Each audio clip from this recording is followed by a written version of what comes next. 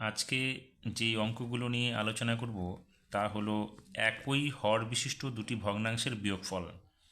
তবে এই অঙ্কগুলো করার আগে প্রথমে ছবির মাধ্যমে আমরা বুঝে নিই কীভাবে একই হর বিশিষ্ট দুটি ভগ্নাংশের বিয়োগ করা যায়, তারপর এক এক করে আমরা সহজে কীভাবে সমাধান করতে পারি তা নিয়ে আলোচনা করছি। প্রথমে এখানে বলা আছে 3/4 বিয়োগ 1/4। এখানে দুটো ভগ্নাংশ আছে যার হর হচ্ছে 4। তাহলে আমরা এই ভগ্নাংশটা ছবির মাধ্যমে কীভাবে বিয়োগ করব। দেখো এখানে 3/4 মানে হচ্ছে 4 ভাগের মধ্যে 3 ভাগ। এখানে দেখো ছবিটাতে দেওয়া আছে 1 2 3 4টা ভাগ আছে। 4টা ভাগের মধ্যে 3টা ভাগকে যদি আমরা রঙিন করে দিই, অর্থাৎ নকশা করে দিই, তাহলে এখানে আমরা 3টা অংশকে আমরা প্রথমে রঙিন করে নিলাম। এবার বাকি থাকলো একটা অংশ। এবার বলেছে এই 3টে ভাগ থেকে যদি আমরা একটা ভাগকে মুছে দিই, অর্থাৎ 4 ভাগের মধ্যে 1 ভাগ যদি মুছে দিই, তাহলে কটা ভাগ থাকবে? তাহলে আমরা দেখতে পাচ্ছি এখানে আমরা যদি ছবির আকারে দেখাই, তাহলে আমরা এখানে দেখতে পাচ্ছি যে এই দুটো অংশ একটা ভাগ মুছে দিচ্ছি। এই অংশটা যদি আমরা মুছে দিই তাহলে এই অংশটা বাদ যাবে, তাহলে কটা অংশ থাকবে? দুটো। তাহলে এখানে কত হলো আমাদের? এই জায়গাটা ছিল 3/4, অর্থাৎ 4 ভাগের মধ্যে 3 ভাগ রঙিন অংশ। কিন্তু যখনই আমরা এই 4টা ভাগের মধ্যে একটা ভাগ মুছে দিয়ে ফেলবো, তখন হয়ে যাবে কত? দুটো ভাগ।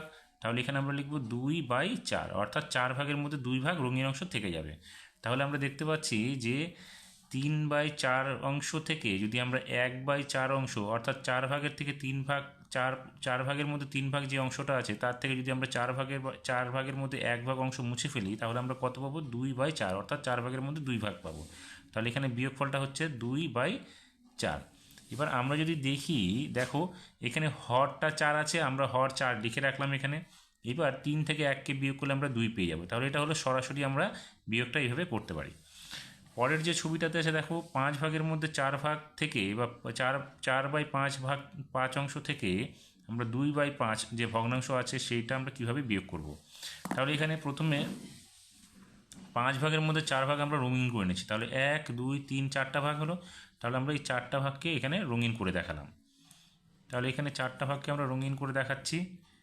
এবার এই 4টা ভাগের থেকে আমরা 5 ভাগের মধ্যে 2 ভাগ, অর্থাৎ দুটো রঙিন অংশ আমরা মুছে ফেলবো। এখানে বলা আছে 2/5 অংশ মুছে ফেলবো। তাহলে এখানে 5টা ভাগের থেকে দুটো ভাগ যদি মুছে ফেলি আমরা, তাহলে থাকবে কটা? আরও দুটো ভাগ থাকবে। তাহলে আমরা এখান থেকে আমরা দুটো ভাগ রেখে দিচ্ছি। এই দুটো ভাগ আমাদের রঙিন অংশ থেকে গেল। তাহলে বাকি থাকবে কটা? রঙিন ছাড়া অংশ থাকবে 1 2 3টা, অর্থাৎ 5 ভাগের মধ্যে 3 ভাগ। তাহলে আমরা এখানে লিখব কত? এখানে লিখব 2/5 অংশ থেকে যাবে। তাহলে আমরা কি দেখতে পাচ্ছি যে 5 ভাগের মধ্যে 4 ভাগ যে রঙিন অংশটা আছে, সেখান থেকে যদি আমরা 5 ভাগের মধ্যে 2 ভাগ অংশ রঙিন অংশ মুছে ফেলি, তাহলে শুধুমাত্র দুটো ভাগ থাকবে রঙিন অংশ, অর্থাৎ 5 ভাগের মধ্যে 2 ভাগ। তাহলে এখানে আমরা এই যে ভগ্নাংশটা পেলাম 2/5 অংশ, সেটা আমরা এখানে লিখে দেবো 2/5। তাহলে আমরা দেখতে পাচ্ছি কি হলো, যেখানে হর দুটোরই এক আছে সেই হরটা আমরা নিচে লিখে দিলাম, এবং উপরের যে লব দুটো আছে তার বিয়োগ করে আমরা এখানে সরাসরি লিখে দিতে পারি। এবার এই নিয়ম অনুসারে আমরা নিচের যে অঙ্কগুলো রয়েছে ক থেকে ঠ পর্যন্ত, সেই অঙ্কগুলো এক এক করে আমরা সমাধান করছি। তাহলে এখানে কি করব? ক নম্বরে যে আছে 5/8 থেকে 2/8 বিয়োগ করব। তাহলে হর আছে 8, আমরা 8টাকে এখানে সরাসরি লিখে দিলাম। এবার 5 থেকে 2কে বিয়োগ করে এখানে লিখছি। তাহলে 5 থেকে 2কে বিয়োগ করলে এখানে কত হবে? 3 হবে। পরের যে অঙ্কটা আছে এখানে 4/6 বিয়োগ 3/6, তাহলে হর হচ্ছে 6, আমরা হরটাকে এখানে লিখে দিলাম। এবার কি করব? 4 থেকে 3কে বিয়োগ করলে হবে কত? 1, একটা আমরা লিখে দেবো উপরে। তারপরে যে অঙ্কটা আছে দেখো এখানে গ নাম্বারটাতে লেখা আছে 7/10 অংশ থেকে আমরা 2/10 অংশ বিয়োগ করব। তাহলে এখানে হর কত? এখানে হচ্ছে হর 10, তাহলে আমরা 10টা এখানে লিখে দিলাম হরের জায়গায়, এবং উপরে লব থেকে বিয়োগ করে দিচ্ছি। 7 থেকে 2 বিয়োগ করলে এখানে হবে 5। তাহলে বিয়োগফলটা হলো 5/10। পরের ঘ নম্বরে আছে 13, হচ্ছে দেখো দুটোর মধ্যে হর আছে, তাহলে আমরা এখানে লিখবো 1 3 13 লিখে দেবো হরের জায়গায়, এবং উপরে কি হবে? 8 থেকে 2কে বিয়োগ করব, হবে কত? 6, তাহলে আমরা এখানে লিখবো 6। এবার নম্বর অঙ্কটাতে আছে এখানে দেখো 6/9, এখানে আছে ফাঁকা ঘর, এখানে আমাদের লিখতে হবে, নিচে আছে 9, তাহলে হরের জায়গায় 9 আছে, এখানে বিয়োগ করে দাঁড়িয়েছে আমাদের কত? 2। তাহলে 6 থেকে যদি আমরা 4কে বিয়োগ করি তবে আমরা 2 পাবো, তাহলে এখানে হলো 4। এবার নম্বরেও একই রকম আছে, হর দুটো 11 আছে, এখানে 11 লেখা আছে। এবার 6 থেকে কত বিয়োগ করলে আমরা 3 পাবো, অর্থাৎ 6 থেকে আমরা যদি 3কে বিয়োগ করি তবে আমরা 3 পেয়ে যাব।